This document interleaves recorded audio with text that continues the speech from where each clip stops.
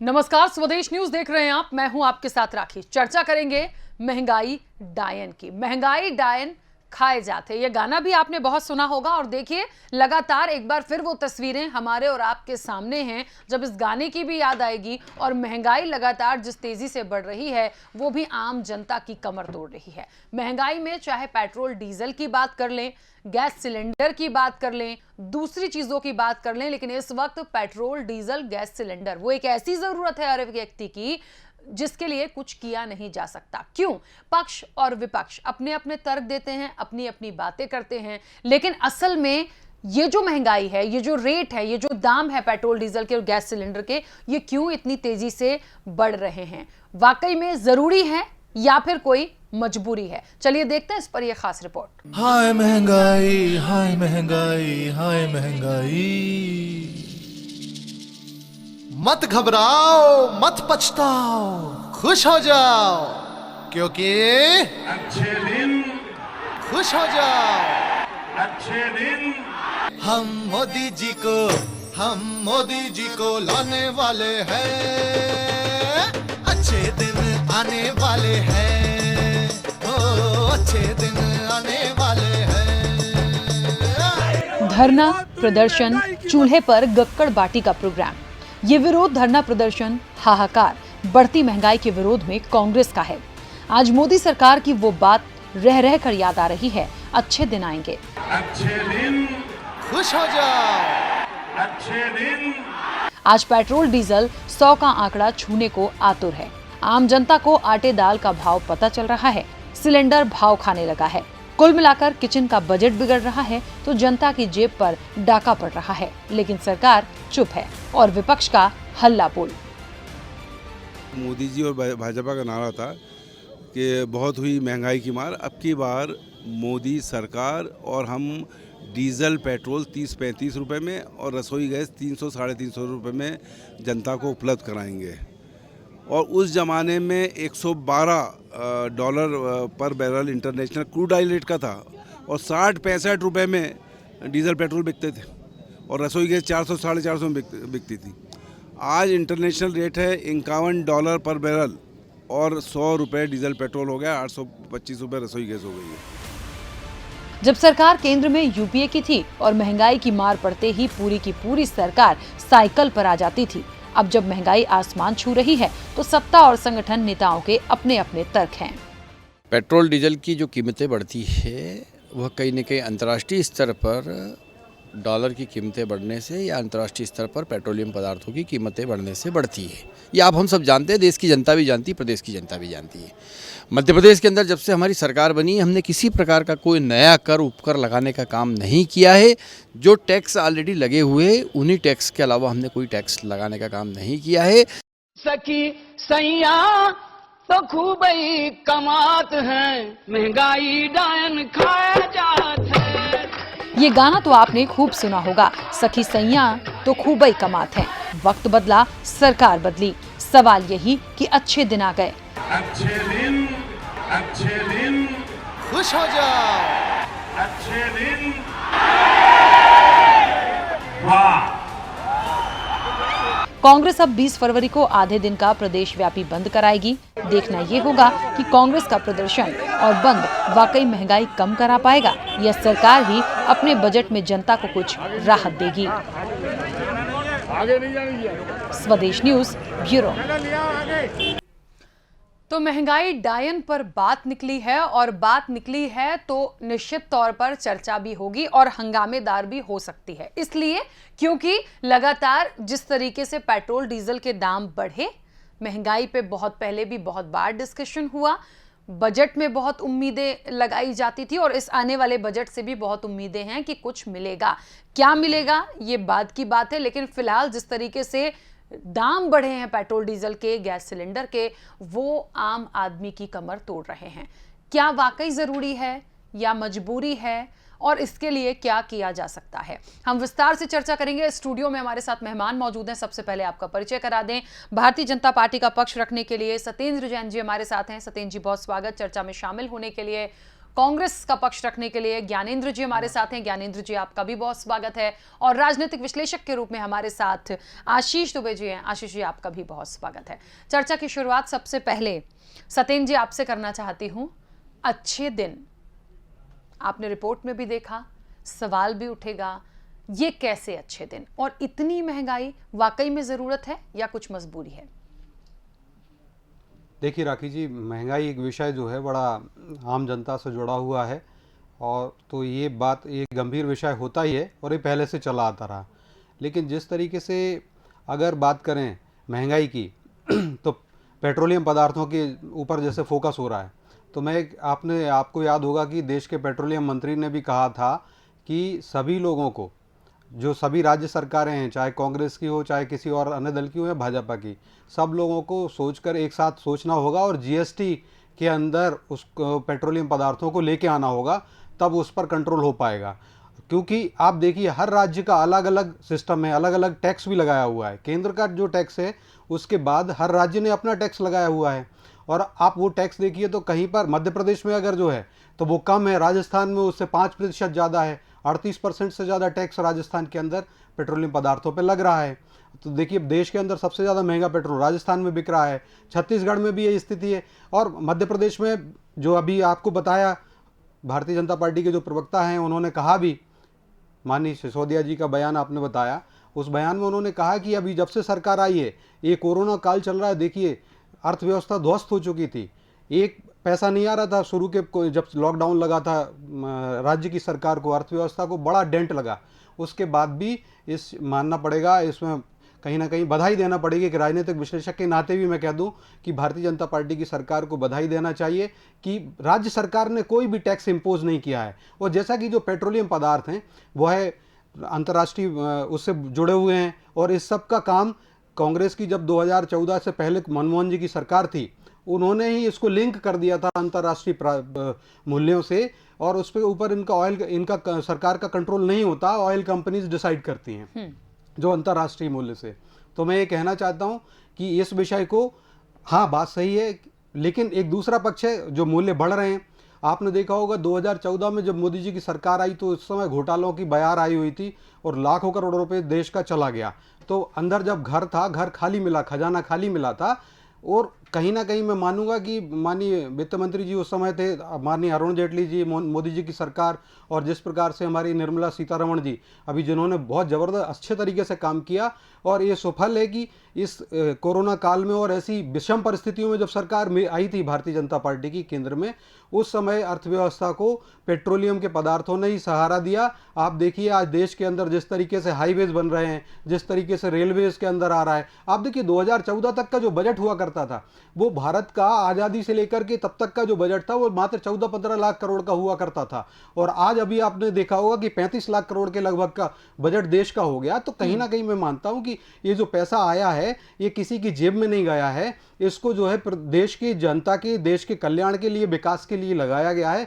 तभी तो मात्र 5 साल के अंदर अंदर बजट का साइज भी 35 लाख करोड़ कर दिया, जो आज़ादी से लेकर के इतने साल तक, 60 साल तक एक साथ बोल रहे क्या, लेकिन वो 14 लाख करोड़ तक कर पाए थे। इसको मोदी सरकार ने 5 साल के अंदर अंदर ही 35 लाख करोड़ के आसपास का जो बजट किया, ये इसके लिए भी हमें देखना पड़ेगा। हाँ, ये बात जरूर है कि सरकार को जनता के हिसाब से हर व्यक्ति के ऊपर अब जो पर कैपिटा एक्सपेंडिचर आता है, पर कैपिटा इनकम से अगर देखें तो एक्सपेंडिचर का जो रेशो है वो भी बढ़ रहा है, और इससे कहीं ना कहीं जो पेट्रोलियम पदार्थों के ऊपर अगर कोई मूल्य वृद्धि होती है तो उससे जो है महंगाई पे भी प्रभाव पड़ता है। तो मुझे ऐसा लगता है कि मोदी सरकार और हर राज्यों की सरकारों को इस विषय पर गंभीरता से विचार करना चाहिए, अपने अपने हिस्से का टैक्स कम करना चाहिए। ठीक है, चलिए ज्ञानेंद्र जी, महंगाई डायन, बहुत बार ये बात हो चुकी है, और वो दौर भी देख चुके हैं कि जब कांग्रेस की सरकार थी, यूपीए सरकार थी, तब साइकिल पे निकले थे सीएम शिवराज और तमाम लोग, और आज का वक्त भी हम देख रहे हैं, प्रदर्शन देख रहे हैं। क्या लगता है, मैं पक्ष विपक्ष से हटकर यदि एक आम नागरिक के नाते ये सवाल करना चाहूँ कि इतनी कितनी मजबूरी हो गई कि 100 रुपये और सीधे शतक लगा दिया महंगाई ने? जी, सत्येंद्र जी अभी बोल रहे थे, मैंने सुना, महंगाई इतनी स्थिति बिगाड़ दी है। यदि आम जनता की बात करें, गरीबों की बात करें, तो क्या जो कोरोना काल की स्थिति थी उसकी सारी भरपाई अभी ही करने की ज़रूरत थी, जो इतना महंगा डीजल और पेट्रोल हो गया? डीजल पेट्रोल हमेशा डॉलर बढ़ जाने पर, कहीं कोई युद्ध हो गया, हमारे कच्चा माल का रेट बढ़ गया हो, तो निश्चित है कि मैं मानूँ कि ये, जबकि अभी इस तरह की कोई भी बात नहीं हुई है जिसके वजह से डीजल पेट्रोल के तो रेट को भी आप आज की डेट पर आम जनता ये नहीं समझ पा रही कि आज कितना रेट है और कल क्या रेट हो जाएगा। डेली का पहले फिक्स रहता था कि अभी पेट्रोल की कीमत ये है, डीजल की कीमत ये है, उससे क्या हुआ? और आप मनमोहन सरकार की बात करते हैं कि मनमोहन सरकार ने ऐसी ऐसी गलतियाँ की जिसकी वजह से ऐसा हुआ। 6-7 साल से लगातार आपकी सरकार आ रही है, बहुत सारे आपने ऐसे निर्णय लिए हैं जो वाकई में सराहनीय थे। तो क्या जब गरीबों के हित की बात होती है, जहां महंगाई कम करने की बात होती है, जब डीजल पेट्रोल की बात होती है, गैस सिलेंडर की बात होती है, जिसको लेकर आपने अपनी सरकार बनाई, एक आपका नारा था बहुत हुई महंगाई की मार, अब की बार मोदी सरकार, वो आपका असली मुद्दा कहाँ चला गया? अब कहाँ मनमोहन जी आड़े आ रहे हैं आपकी ये महंगाई को कम करने के लिए? आपने जीएसटी लाया, उस समय तो मनमोहन की बात नहीं कर रहे हैं, और यदि आप जीएसटी लेके आए थे और उस जीएसटी के दायरे पे डीजल और पेट्रोल को और ये जरूरत की वस्तुएं जो भी है, चाहे गैस की बात करें, किसी भी चीज की, इन सबको यदि आप जीएसटी के अंदर रखते तो आज गरीबों को फायदा होता। तो आप उसमें अपना बजट देख रहे हैं, क्या हर गरीब के जेब से नोच के ही आप देश की अर्थव्यवस्था सुधारेंगे? और देखा जाए तो जो शासन के पेट्रोल टैंक हुआ करते थे शासकीय, आज की डेट पर प्राइवेट पेट्रोल टैंक खुल रहे हैं जगह जगह पर। तो क्या प्राइवेट पेट्रोल टैंक से सरकार को या जनता को ज्यादा लाभ हो रहा है? आप गवर्नमेंट जो पेट्रोल टैंक हैं, चाहे इंडियन ऑयल हो, एचपी हो, इस तरह के पेट्रोल टैंकों को आप बढ़ावा ही नहीं दे रहे हैं। और आप बात कर रहे हैं कि महंगाई बढ़ती जा रही है, कोरोना काल में आपको सरकार गिराना जरूरी रहता है, लेकिन महंगाई में काम करने के लिए साल भर हो रहे हैं, आपने कुछ भी नहीं कर पाए।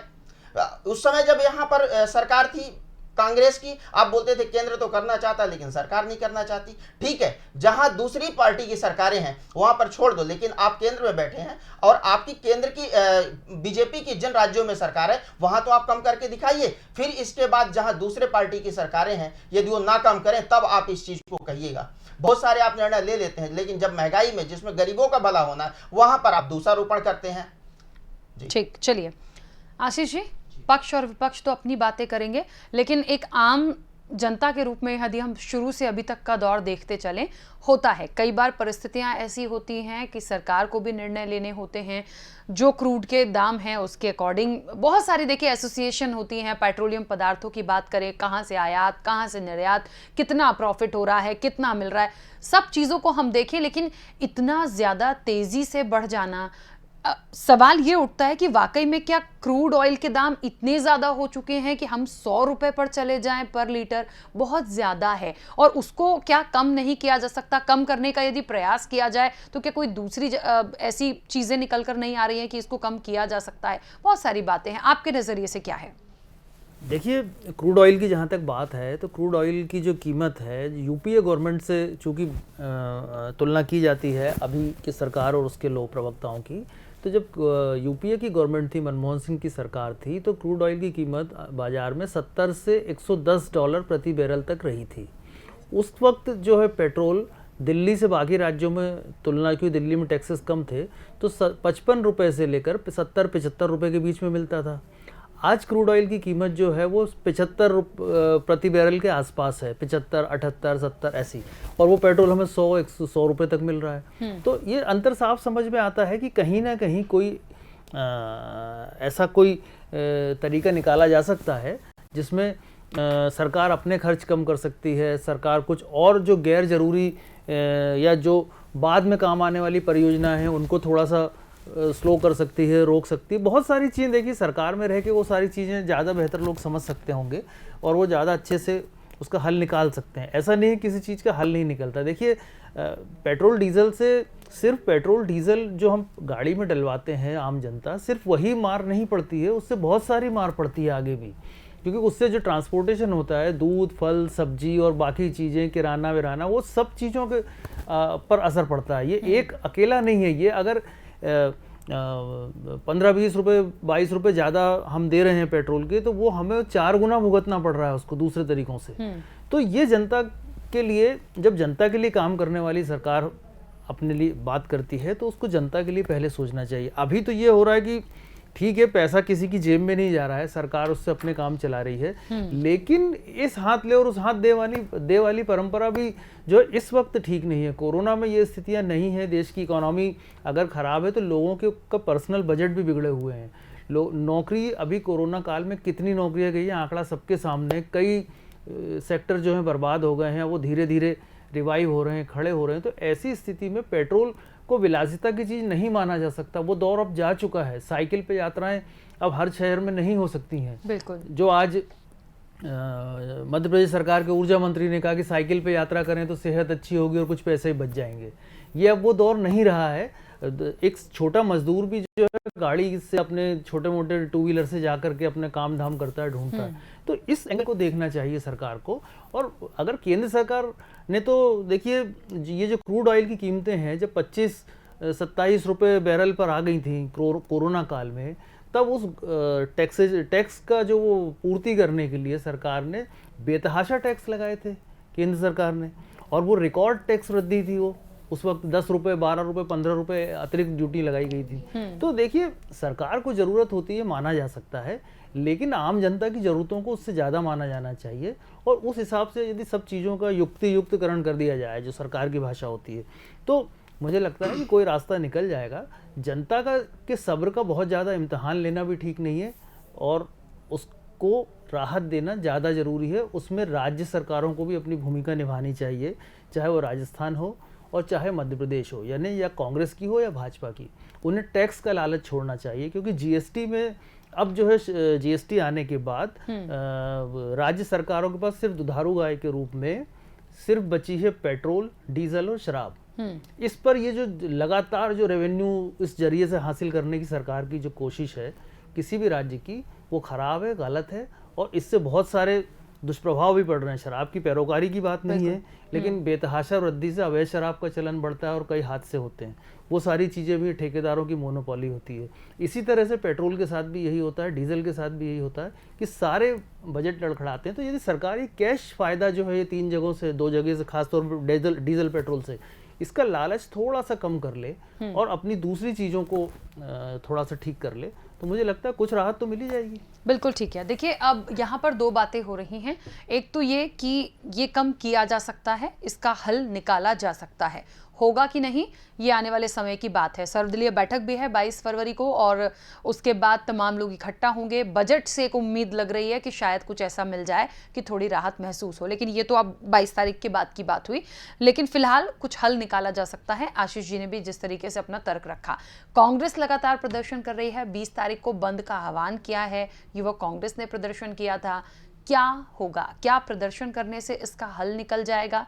क्या सरकार इसका हल निकालने के बारे में सोच भी रही है या नहीं? सतेन जी, क्या देखिए, अभी तो युवक कांग्रेस है, कांग्रेस विपक्ष है, वो प्रदर्शन करेंगे, उनका धर्म है, अधिकार है, वो करेंगे, लेकिन ऐसा नहीं लगता कि वाकई में सब्र यदि जनता का टूटा और जनता यदि सड़कों पर आई, तब शायद रिवर्ट जाना पड़े सरकार को? तो अभी से क्यों ना इसके लिए सोचा जाए, प्लान किया जाए, अपने पक्ष को ऐसे रखा जाए, बात को जनता तक ऐसे रखा जाए इस महंगाई को लेकर कि हमने क्यों बढ़ाया, कितनी दिक्कत है, कितने समय की ये परेशानी है, तो शायद वो चीज़ें देखने को ना मिले जो हो सकती हैं आने वाले समय में।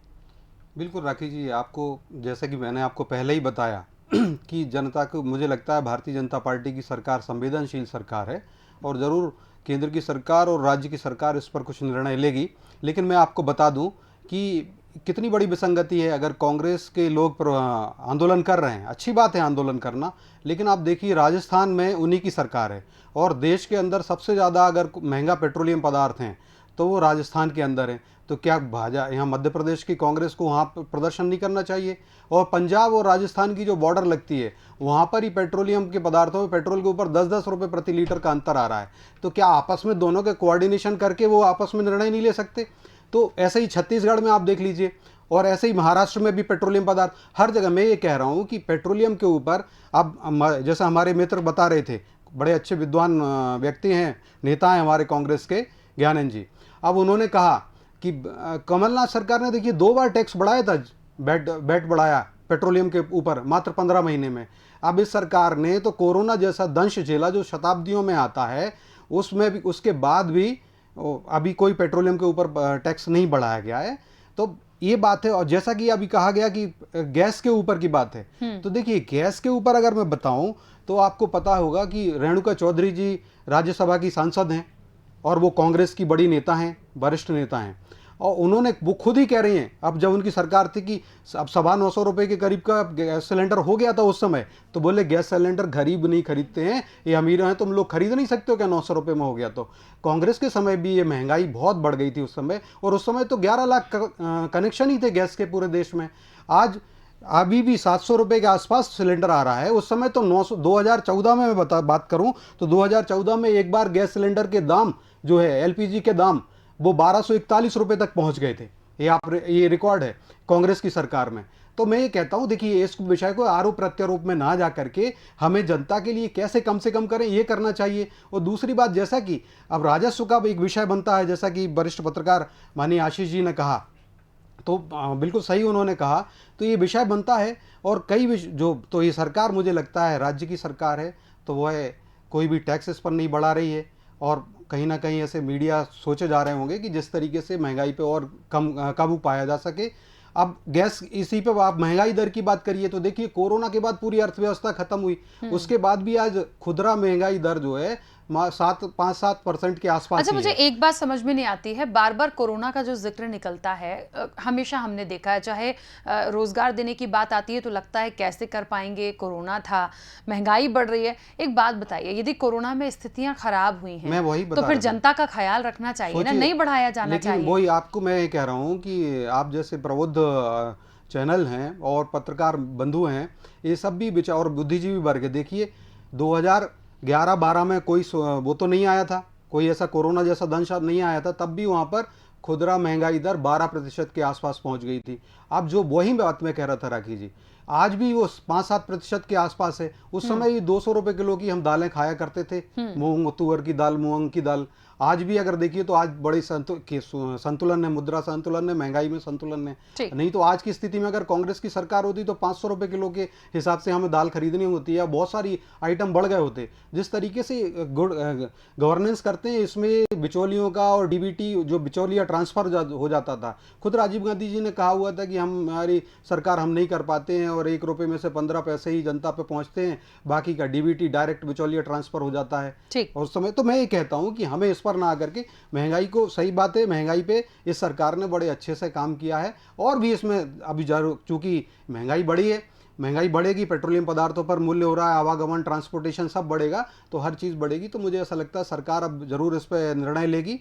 और सभी को जीएसटी जो सब विषय है, जैसा अभी कह रहे थे मित्र, तो कांग्रेस की सरकारें भी कहाँ राजी होती हैं इसमें। जीएसटी में कोई राज्य सरकार अपने यहाँ पेट्रोलियम पदार्थ को लाने के लिए तैयार नहीं होता। ये बात निर्णय होगा जीएसटी काउंसिल की मीटिंग में, उसमें वित्त मंत्री भी देश के वो निर्णय नहीं ले सकते जब तक कि सारे राज्यों के वित्त मंत्री सहमति नहीं देंगे, तब तक पेट्रोलियम पदार्थ जीएसटी में नहीं आएंगे। और समय की भी सीमा आग्रह है कि मेरा भी आग्रह है सभी राज्य के मुख्यमंत्रियों से और उनके वित्त मंत्रियों से कि कृपया इसको जीएसटी के अंदर ले आएं, ताकि जनता को कुछ राहत मिले उससे। ठीक है, चलिए ज्ञानेंद्र जी, बहुत सारे आरोप भी लगे हैं और आरोप के बाद बात वही निकलती है कि इसका समाधान होना चाहिए। समाधान होना चाहिए, लेकिन करेगा कौन? केंद्र में जो सरकार है, राज्य में जो सरकार है, यदि जीएसटी के दायरे में रख देते तो शायद आज ये दिक्कतें नहीं झेलनी पड़ती। बजट उन गरीबों की बजाय अन्य चीज़ों में कटौती करके किए होते तो आज इतनी महंगाई नहीं होती। और जब डीजल पेट्रोल के रेट बढ़ते हैं तो कोई भी चीज़, चाहे वो खाने की वस्तुएं हों, ऐसो आराम की चीज़ें हों, क्योंकि केवल हमारी बाइकों में और कार में या सवारी गाड़ियों में ही नहीं बढ़ता है, लोडिंग गाड़ियाँ जो होती हैं उसमें भी बढ़ता है। तो जब माल लाने ले जाने का रेट बढ़ जाएगा, डीजल पेट्रोल का रेट बढ़ेगा, तो उनका ऑटोमेटिक आवागमन के महंगे हो जाएंगे और माल महंगा हो जाता है। और हमें ये नहीं समझ में आ रहा है कि हर आप निर्णय ले लेते हैं। जब मंदिर बनना होता है, सुप्रीम कोर्ट का है, लेकिन आप बतलाते हैं कि हमने मंदिर बनवा दिया। लेकिन जहां जीएसटी के दायरे में तो आप बतला रहे हैं कि पक्ष और विपक्ष की बात आ जाती है। तो मैं तो ये कहता हूं कि राजनीति करना बंद करें। सरकार आएगी, आगे दूसरी भी हो सकती है, हो सकता है आप भी रिपीट हो जाए, लेकिन सरकार अपने लिए नहीं होती है, सरकार देश की जनता के लिए होती है। जनता की बात आप सुनिए।